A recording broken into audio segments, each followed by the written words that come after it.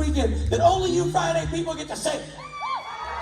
So let's put them together for Samantha Smith and DJ Qualls. Oh, they're walking up the ramp, yeah. Just the two of them. Sam and Paige. Oh! Look at them, looking lovely. She's wearing denim, so it's just the two of them. This is a very sultry two of them. This is, let me tell you something, it's Sam Smith. You can't get all aggro when you got Sam Smith coming to the stage. It's true. See, he represents class and dignity. Oh man, there she goes. Even with that move, she's classy and dignity. Oh, Mike's out. Oh, even I got a hug. Ladies and gentlemen, my day is over. They're gonna be sitting on those stools, just the two of them, Sam and DJ. Ladies and gentlemen, enjoy yourself a little Smith and DJ Qualls. Hey guys! I already hugged everybody, so I didn't do that. So thank you for joining us this early.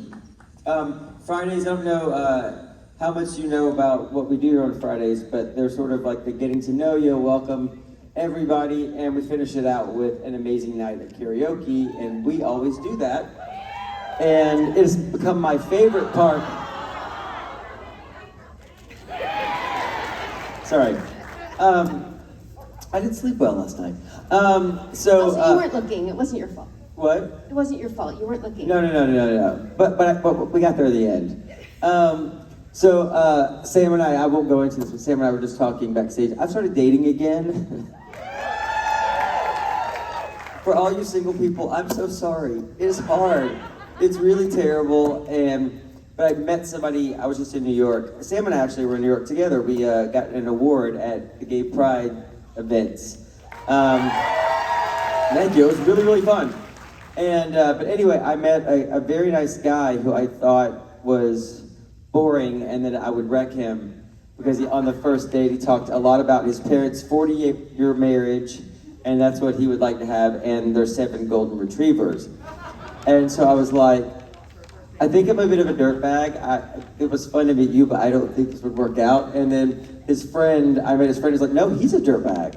And I'm like, okay, oh great. So went on a second date, and I was just talking about that right before I came on, so I'm a little excited. Yeah. And what's going on in your life? We're still rebuilding our house. But the chandelier went up yesterday. Yay! Those are milestones, man. It was a big step. And now we have all of our lighting so we can see, and my oven works. This is about as exciting for me as I could hope for. How long were you without? Stage of my life. How long were you without an oven? 6 months. Wow. We had I have this amazing countertop, like convection toaster oven. It's big. It's not the same. No. And I have a little, like one of those, what's it called? It is, I was like, invection sounds too much like convection. I'm saying it wrong. What's invection? It's like a flat... Induction. Yes, thank you. It's a flat electric cooktop that is... It's amazing. I have just this little portable one. It's fantastic. But you can get a whole range done in that as well. So the old electric ones were like round, curly burner. Yeah, I remember that. This is like flat glass. And this one, I don't know how they do it, but you pick up the pan and it turns itself off. Oh, does it do one of those things where it boils water super quick? Is it one of those things? I saw that on television. I thought it was witchcraft, right? Exactly. Clearly, I believe it's a little bit of witchcraft.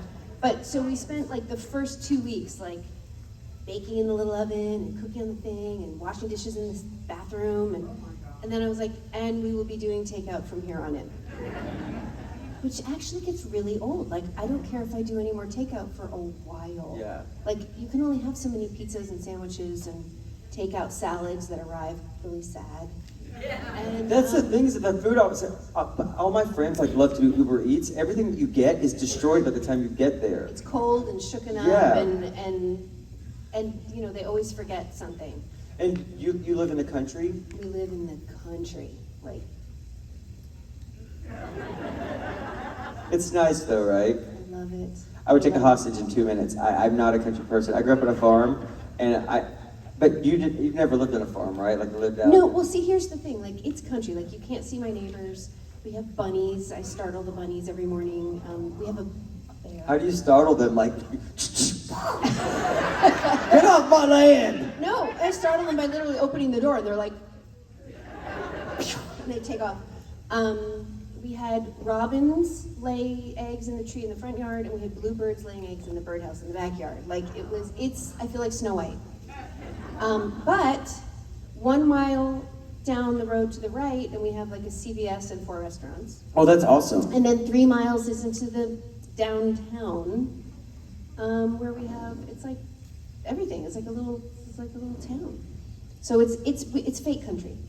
Yeah, so I grew up in the real country. Yeah, like that's too like you know much. how people say this all used to be farmland as far as the eye could see? It still is. It And was it's terrible. an hour to the grocery store. Yeah, it was Like, awful. There was no movie theater. There still is no movie theater. The only place in my town to buy, they got liquor by the drink like 10 years ago, and it's an Old Charlie's. So everybody's getting loaded at the Old Charlie's. It's terrible, terrible, terrible. Can never do it again. I'm traumatized for it. Just wait until you see 2 raccoons tearing each other apart. You'll want to move back to the city. It scares the hell out of you. The scariest fight I ever saw, I was just talking about this at my meet and greet. These 2 drag queens were beating each other up outside of a Popeye's Chicken on Hollywood Boulevard. Do you know that Popeye's Chicken? Yes, I It do. was the scariest thing I've ever seen. And literal straight grown men were doing this. Stop! You're hurting each other! So awful. Until one night, I have a wall around my back garden. It's like an 8-foot wall and made of like cinder blocks. And I heard the most terrible sounds, and I went outside, and 2 raccoons were tearing each other up on the like wall there. And I was experimenting with weed at this point in my life, because when it became legal in California, everybody ran right to the weed store. Well, you know, it's what you did back then. Clearly it's what you do right now. So I went to the weed store, and this is a long thing. I got so high one night, I convinced myself I was Mary Pickford reincarnated, and I'll go into that at another time. But it scared the hell out of me. But during that night, when I saw that raccoon fight, it scared the hell out of me. I don't remember where I was going with that. Oh yes, the country's scary. We have that. Well, that's in the city though, the raccoon fight, right? Yeah. We have this arbor in our backyard, and we heard screaming in the night. And Corey and I both set up for like either our new house is haunted, which, as we all know, I have some experience with. And then he turned on all the lights because he thought something had come in the house and was attacking our dogs. Well, the arbor is right outside our bedroom window, and we turned on all the lights, and there's like, you know, poles that meet at a tall pole, and there was a raccoon on each side, like pretend like they couldn't reach each other because they were on different poles, but they were like. I was like, I didn't know that was the sound that occurred in nature. It's scary as hell. Also, possums hiss. They do? I didn't know. Yeah, And they rabbits hiss. can scream too, right? Like, I guess. he said, no, I live in the city. I never thought this conversation was going to go, and rabbits can scream. So guys, are we going to take some questions from the audience? So usually I play the world's shittiest game show, but I like to do it when I'm doing a solo thing. So because it monopolizes the time. So I think I should do it tomorrow. Although Sam gave me the present I'm giving away at the world's shittiest game show tomorrow. Has anybody ever played that before? Well, you'll love it. It's really shitty.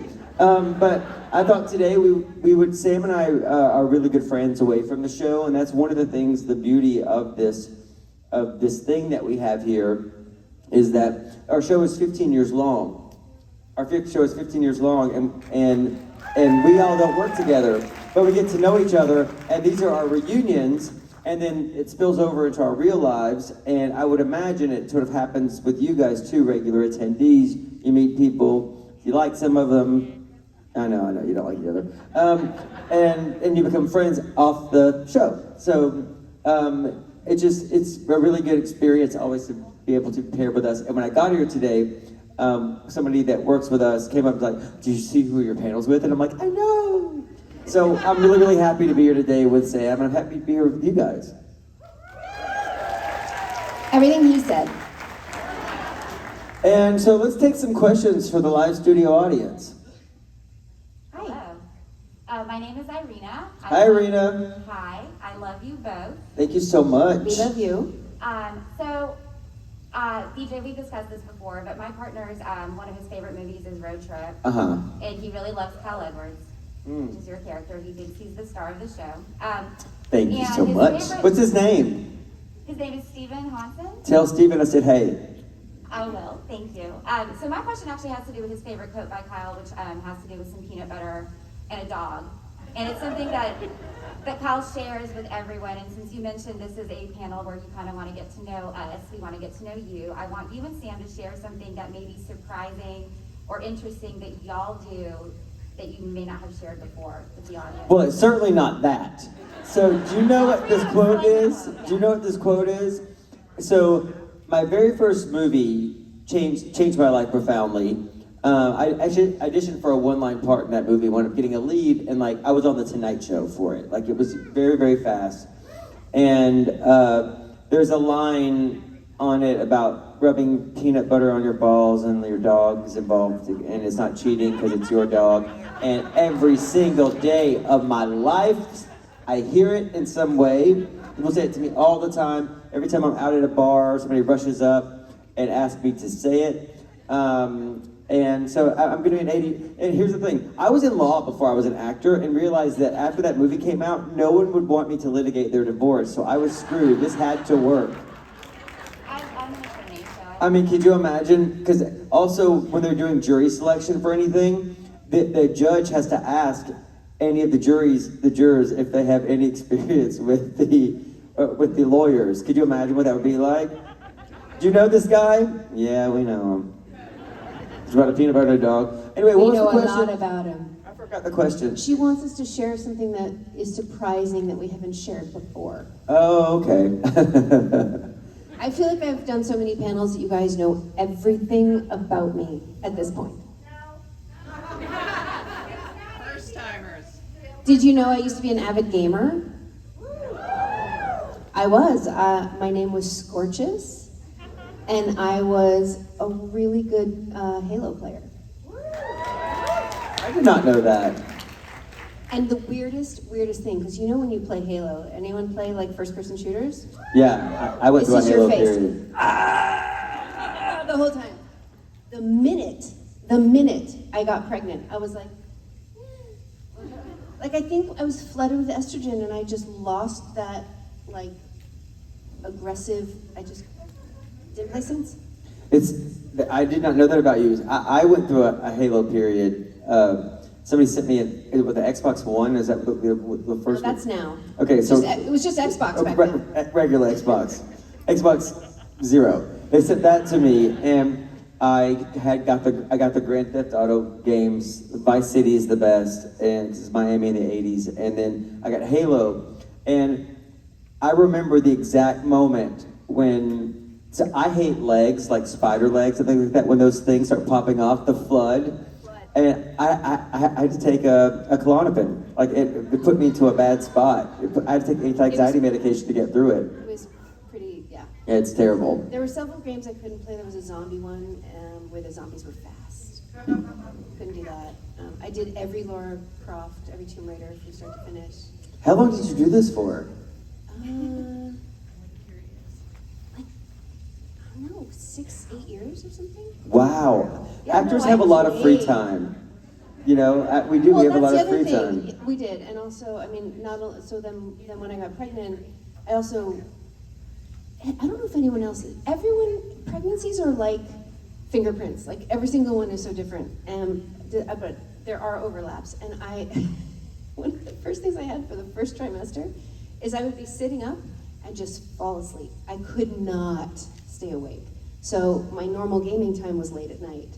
And so between losing my aggression and being like a narcoleptic, there was no more gaming. But yeah, and that was my free time essentially. And then once the baby was born, you don't have any free time. Like your free time, you also are like, or trying to like madly return an email or fold some laundry. And you're probably not going to get any free time until, like, what, how old's your son now? I don't know, I'm still waiting. Exactly. He turns 14 tomorrow. Oh, wow. Tomorrow. Yeah. That's awesome. 14. That makes Everything me- I can think of is terrible. Things that you don't know about me. 'Cause I wish I had something wholesome. I did go through a gaming period, and it actually harkens back to the weed stuff, because like you got high and you played video games for 12 hours. That's what you did back then and now. And so like I would spend 12 whole hours just driving the car around on Grand Theft Auto, shooting people listening to the 80s radio station, and realized that I needed to start going outside. And so I gave my It's true. I gave my gaming system away. I was like, so I have a thing where if something feels good, I want more of it. The word I hate the most in the English language is or. I like and so like and more pleasure. And so I had to give it away because it just wasn't good for me. It's ultimately a lot of hours in the room by yourself, like. And at the end of it, you're like, wait, what day is today? Right. Yeah. And you're like shaky from the adrenaline. I'm like, Yeah. this Your may eyes be- are all red. This may not be the best thing for me. Do you know who manages that better than anybody I've ever met in my life? Is Felicia. She's like a gamer, right? pro gamer, and she's like, and she just takes it, and she's not like, she doesn't have any of that. She is very balanced in this way. Oh, I know how to grade diamonds. A year when I wasn't working very much, I learned how to grade diamonds. And pawn shops deal in volume, not quality. So when my buddies get engaged, I go source the stone for them, even now. And This is something I needed to know. yeah, this is something that I do on a regular basis. As a matter of fact, Stratton, my friend we were in New York with, her boyfriend wants to propose, and I'm going to source the stone. Does she know this? Yeah, no, she knows that. She probably doesn't know their stone's going to probably come from a pawn shop in Memphis, Tennessee, But she knows he wants to propose. yeah, she Okay. knows that they're 'Cause going. Otherwise, They're going toward that part of their relationship, and they've talked about it. And you know, they're getting older, and they're like, well, if you think we know now, then why wouldn't we just have this next 10 years together and get through all that stuff? But yeah, that's what I do. It's a hobby. I source 2 1-carat stones for somebody's 40th birthday, and I'm talking a quarter of what they cost on 47th Street, which is wholesale. I know what I'm doing. I'll give my partner your card. well, Perfect, I have perfect. some rings I need you to look at. I got you. I got Do you. you have like a monocle? I have. It's a loop, but I actually do also own a monocle that sometimes I wear around the house, and I'm not joking. With your silk robe? Yeah, it's a top hat and a monocle, and I'm not joking. You know me well enough to know that these are true This things. is true. This is true. I wear to read the news. I wear a full-length mink coat and a laurel crown. I do this. I don't care. That's who I am. And anybody who I'm with, it may be a little shocking initially, but they'll have to love me for it.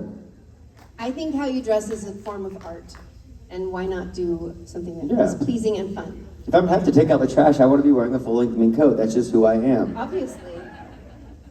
Hello. I think, oop, this side. Oh, wait, we have sorry. to take turns. Sorry, I DJ. know. Sorry. I'm out of sorts. This is. Hi. Oh, you'll keep me on. Hi, Yeah. I'm Susan. Hi, Susan. Sam, I think we're wearing the same dress, the same skirt. Oh, very nice. I like your style. Thank you. This is actually for you. I'm a huge Star Trek fan, so I was very pleased to see you in the show. So my question is, was putting on all of that makeup equal to, better or worse than doing all the fight training for Supernatural? Took way longer. Did it? Oh my gosh. The fight training was way more fun than having all that makeup put on, because to have that on, I have to do this. How long was the sitting for that? 6 hours. Yeah, I looked you up when somebody told me you were on it. Yeah. You looked great. It was Yeah, cool. it was totally worth it. You looked amazing. Thank you. It was 2 trips to the special effects place to have everything fitted. They do something called a life cast, where they cover you and like you have breathing holes out your snout, and they like cover your whole It's face the from worst. the neck. And then How did like, you handle that? I was okay. I think I took an Ativan. I They think. should give you an Ativan Yeah. for everybody. Yeah. It was a hard process for me. I don't have any sort of like MRIs. Like I don't have any sort of what's it called, claustrophobia. But it was the sitting still because I'm a little fidgety, and they were like, stop it. I'm like, so it's that, and then I had contact lens fittings, and then I had to go back for like trying on the prosthetics, and they weren't right, so we had to do the thing again. And the cool part about all that is they did the life cast at the place where they do all Star Wars. I got to hold Baby Yoda. They wouldn't let me take a picture, but I got to hold. He feels like a real, I was like, I can't have it back. But there was all the like Boba Fett and Darth Vader and all of Marvel costumes were there. I got to see all of it and go and walk through the place where they're making it all. I walked through a whole table of Spock ears. Like it was really cool. And then they sent everything to Toronto, and between the hair, which was not all mine, there was like several like wire thing, like hair prosthetics in there and like pieces, and the whole process was about 6 hours. Then it took about just over 2 to get it all off. So I got it to work at like 4 a.m, and I had my own contact lens person that would follow me around and put my eyes in and out. They're really strict about that in Canada, in a good way. Yes. Like every 20 minutes it drops in. And, Yes. and in America, they don't do that. Oh, really? They're really lax on it. They're really lax. Yeah, no, and if you're offset for more than 15 minutes, they take them out. Like, they're like, no, we want to preserve your, because by the end of the day, you're really suffering, and you can see it. I think I only shot 2 days, but it was great. Now I can say I was on Star Trek. Like, that was like, I don't know if my character will come back. She could. I survived, which is, memorable. But yeah, but the fight training lasts forever. Now I feel like I can beat someone up, which I so can't. But I can like look like I can. Every time you go past a bad neighborhood, you're like, I could get out of the car right now. I could. I'd be fine. I could. I'd be totally fine. So anyway, thank you. Thank you. Hi DJ, hi Sam. What's your name? Hi. My name is Samantha, but I go by Sammy. Oh, Hey, perfect. Sammy. Hi, Sammy. Hi, I'm from New York. All right on. This is my 3rd con. Congratulations. Welcome. Thanks. I really love the 2 of you together, so this is awesome. We do too. Thank you. We really do. We're partial to it. So my question basically for the 2 of you is because I really loved the characters you played in Supernatural. So I guess you both have answered this relatively at other cons, but for each of you, what was your favorite aspect about each of your characters?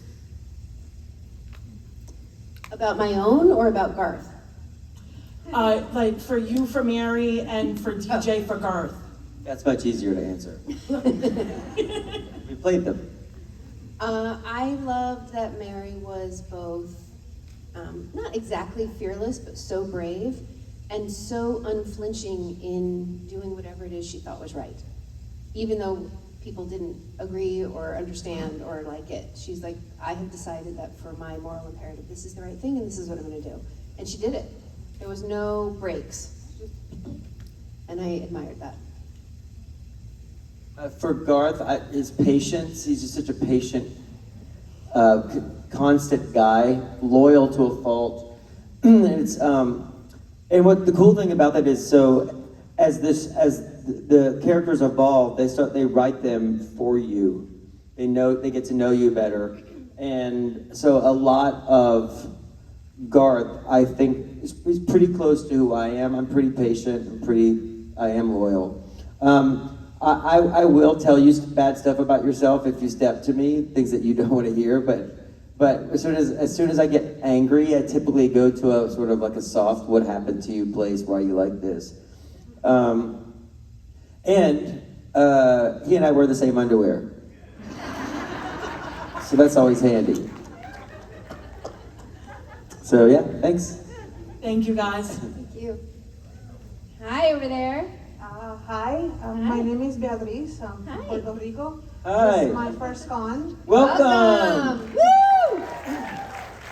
DJ, I think I manifested you being here because I've been since October. It's like, he's going to be there, he's going to be there, he's going to be there. Even if it's not in the list, he's going to be there. And well, here you are. So that's what I felt Thank the other you. day in the shower.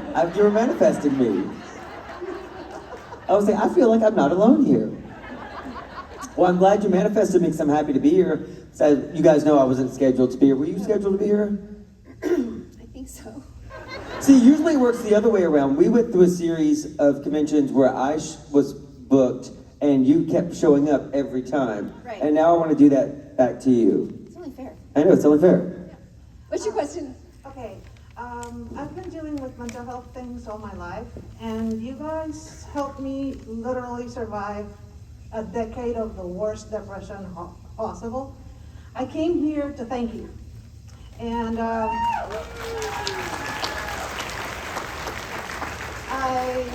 I don't want to, like, I wrote letters saying, like, specifically why I'm thanking you, and because I don't want to, take too much time or repeat myself over and over again. So my question is, how can I make sure that each one of you receives your copy of the letter? We'll be at our tables right after this at the vendors room, and we will be there all. We're the kind of people that spend most of our conventions just out there talking, shooting the shit with people and all that stuff. So we're rarely in the green room, so we will be out there. I want to applaud you for addressing your mental health issues. This is the right person to talk to about that. I have depressive issues, and I went through a depression that lasted for 2 years once and didn't even know. It becomes your operating normal, so you forget what it's like to feel otherwise. This is not to get too deep into this, but it was so profound that I was shooting a movie with Sandra Bullock and had to hire somebody to wake me up at 5 p.m. to go to work at night. They'd live with me. And still was a complete denial that I would have 3 months of mail piled up and just completely not see it. So what you get help and you start learning what your triggers are, because your happiness is your responsibility. And so I applaud you for being here today and for getting through it, and just know that unfortunately life isn't fair and it's a lifetime worth of maintenance that you have to do on that. And at some point, you could slide back, and when I feel it coming on and I notice that my triggers are being triggered, it's my responsibility to go in for a tune-up, and it's a lifetime thing. So good for you. Also, as your first convention, I don't think it's any small thing to get up and say that in front of a room full of people. Yeah, that's pretty damn dope. Yeah, come see us at our tables. And that's the cool thing about the fandom in general, is that we do have a come as you are sort of policy, and it is sort of like, it's whatever you need to say, we're all here to hear. And I think that's a really cool thing that we have. Nobody's too cool for school at this, and I like that. Very few of us are cool at all. Yeah, exactly. Hey there, what's your All right, name? Hey, thank you for coming out, first of all, DJ and Sam. This is more for you, DJ. I mean, I love you as Garth in Supernatural, but also as my favorite character in a movie called The Core. Oh, yeah? And I was wondering what your real-life opinion was of Xena tapes and Hot Pockets. Let me tell you this, once you eat something on camera, you can never, ever eat it again. It's the worst. So first it was French toast, then it was Xena tapes, and then it was peanut butter banana sandwiches. The only thing that was upsetting about that was was the Hot Pockets. I never really liked them, but having to eat them over and over and over again. And when there is a name brand of something, there's a person there making sure that the product is represented correctly. So it literally would be like, I take a bite and be like, he doesn't look like he's enjoying it. The guy from Hot Pockets doesn't think you're enjoying the Hot Pocket. I'm like, because I'm fucking not.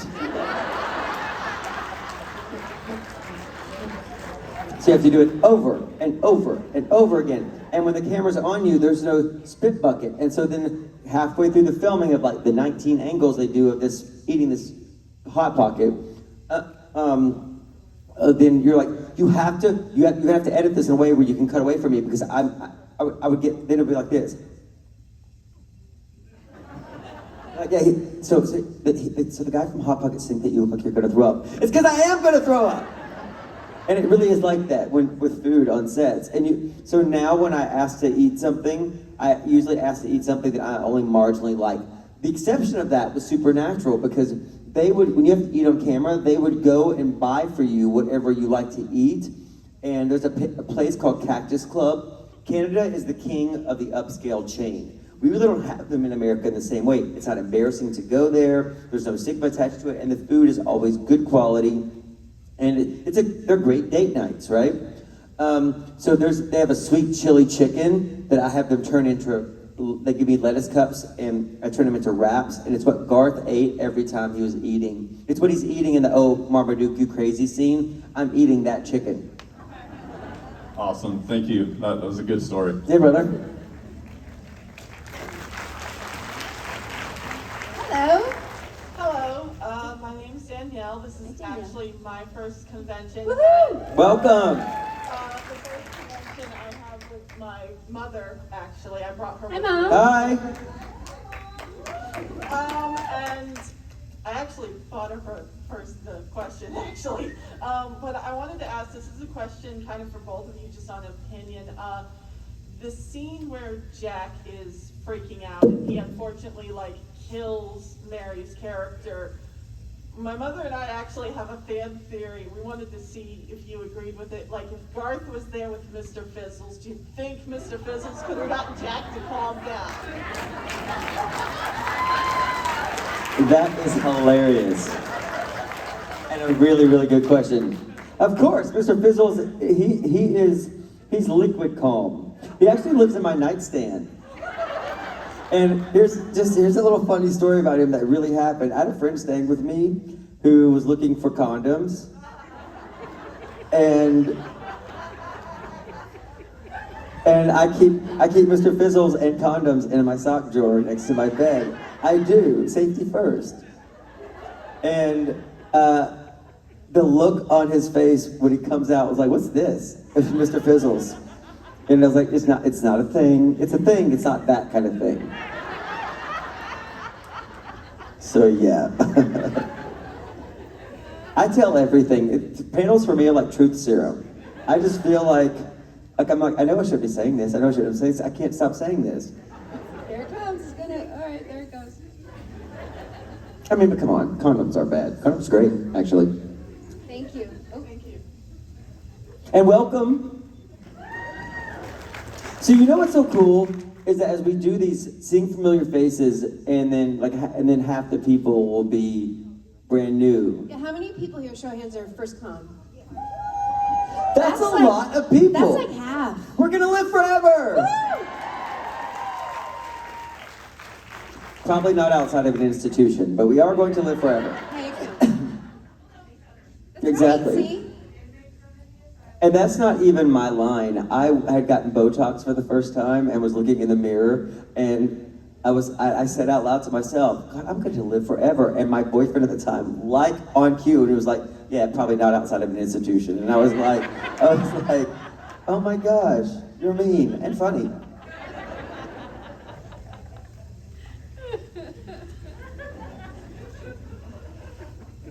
Hi. Hi, my name is Robin, Hi, and Robin. I got to actually meet Mark Shepard at MegaCon, which was my first con ever, and this is my first Supernatural con. Awesome. Yeah. So I'm gonna ask him, you guys, the same question I asked him, which was, what was the most impactful or emotional scene that you guys had to do for each of your characters? I feel like you should go first because you're prettier.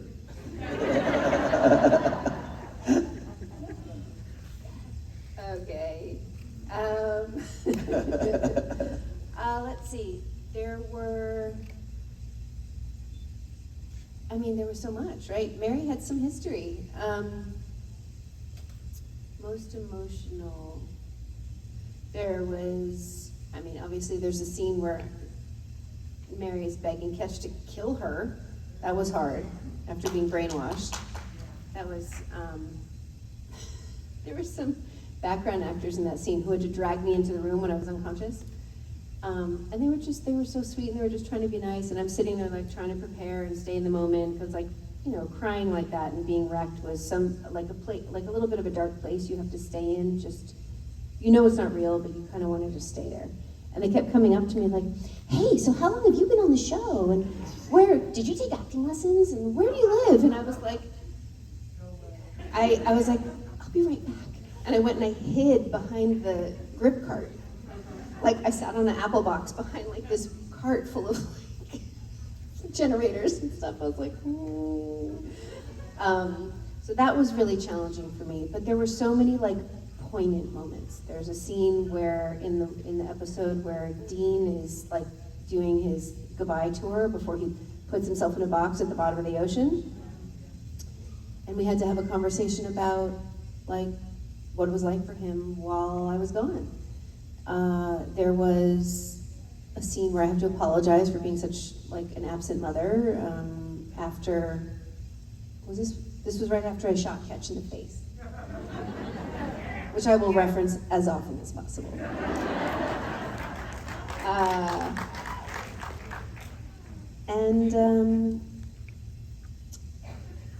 When I thought Jack was going to die there's just many. Like, anytime the fierce mothering spirit came out, I know it's not specific, but it was just like all over the place. There was always these moments, because I think Mary held herself really tightly, and like there would be like little leaks of emotion that she didn't allow.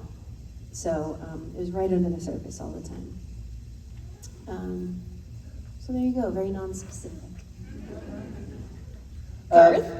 Probably for me, it was the day where Dean and I got into it about, and he turned on me and said that I wasn't Bobby, and I told him like how his ownership of Bobby was bullshit, and that Bobby belonged to all of us, and that was an emotional scene, and Jensen and I both cried during that scene.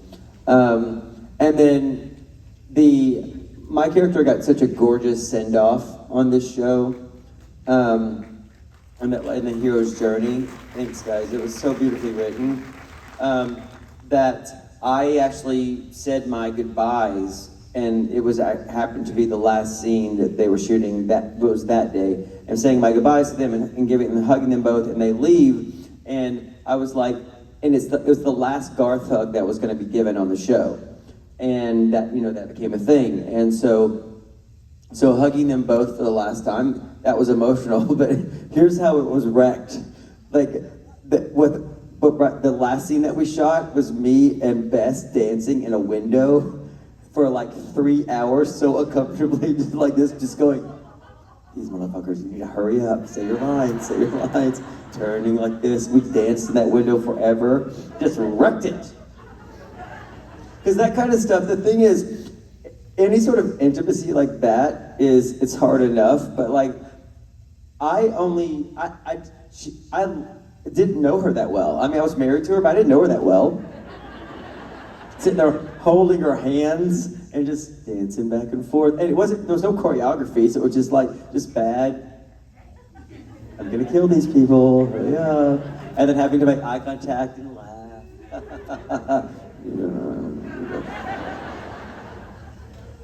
I mean, I gotta tell you, just I'd like your opinion on this. I find things like, if you're doing a sex scene, if you're doing a love scene, they're more choreographed. When you have to have intimacy, like, just like kissing and bopping noses over and over and over again, I find that way more embarrassing. Is that just me? All terrible. It's all just terrible. I mean, in Lebanon, I had to walk in and kiss Jeffrey Dean Morgan, which everyone's like, oh, that's so great. I'm like, it was really challenging. Not because of Jeff, obviously, but I was nervous, and like, you're kissing like not a stranger, and in some ways it's harder to kiss somebody you kind of know. And then you have Jensen and Jared staring at you. Like, literally, like. And I was so nervous so I'm supposed to come down the stairs, and they're like, and we want you to spin, so that like the camera can have you spinning. And I'm like, okay. So we came down and kind of like, rehearsed. And when I'm nervous, my coping mechanism is to control. So I'm like, I'll do the spinning. We're gonna turn this way. And he's like, all right. Jeff could not be more easygoing if, like, he was unconscious. Like, he's just like, all right, whatever you wanna do. And we came in, like, action, I go in, I'm so nervous, I spin the other way. And they're all like looking at me confused. I'm like, what? And they're like, you turned the other direction. I'm like, no, I didn't. Did I? Oh God, sorry. Like, and then I was done. And then I was wrecked. I'm like, I don't know what way to go. And I'm like, and he's like, it's okay. It was like, I feel like I look like Frankenstein walking into this. Oh God, talk about emotional, that whole episode. Jeez Louise, none of us could stop crying. Literally, like the cameraman was crying, everyone was crying. But anything having to do with anything like that, you're like hyper aware of like holding someone's hand that you don't know that well. And I was hyper aware of Jeff squeezing my hand after the pearl that Jared hit shot him. I was like, ow! Like, yes, it's all very, but yeah, that any kind of fake intimacy like that, like even like I'm supposed to be Jensen's mom, I'm supposed to go, and I was just like, it was awkward. Our only job is to recreate basic human behavior, because like, go to bed, son. Yeah. I don't know why that's so hard. But I mean, it's the world though, right? You meet somebody in the morning, it's like, oh, hey, I'm DJ. We'll be sleeping together in about 2 hours, for about 7 hours.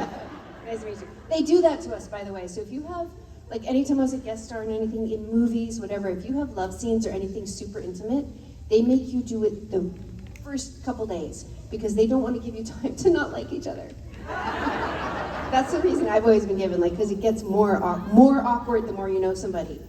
So they're like, nope, scheduled first thing day one. You're like, I never put that together before, but that's right. Yes. That's right. In Road Trip, my love scene was like the second thing I shot. Yep. They're like, get it out of the way. I did not know that. I was this many years old when I found that out. You're welcome. Thank you. Thank you so much to both of you, and also thank you for always advocating for mental health. Mark Shepard, he was doing the same thing. I want to thank everybody that does that, because I do the same thing, and I even came here alone, so I'm like, You're doing great.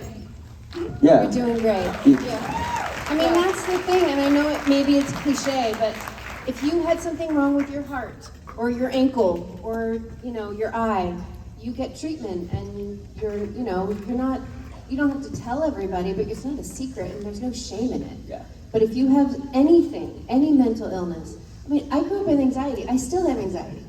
I grew up as a child, my mother took me to every test in the book. I was doing like a thing where you drink the stuff that glows in the dark and they throw you through a cat machine. I had headaches and stomach aches and they're testing everything. Is your stomach okay? Like, I was anxious. I had headaches and threw up all the time because I was afraid. And nobody even thought to consider that. So the fact that that's, because you can't see it.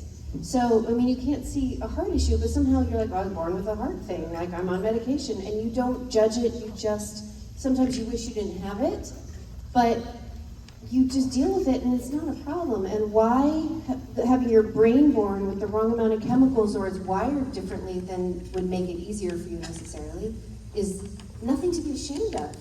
It's just an beyond me. is. Yes. Things in life are just is. Yeah, and the more we talk about it and the more we bring it in the light and the more we normalize it, the less it's a thing.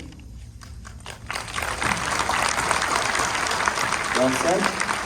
Beautiful words Thank you, from guys. two beautiful people, Samantha Smith and DJ Qualls. Let's go! Yeah, there we go. Can make it if we try, just the two of them. There they go. On the stage, just the two of them. They're walking down the ramp, just the two of them. Yeah, that was Sam and Deej. All right, you know what, guys? I'm excited about this next guest.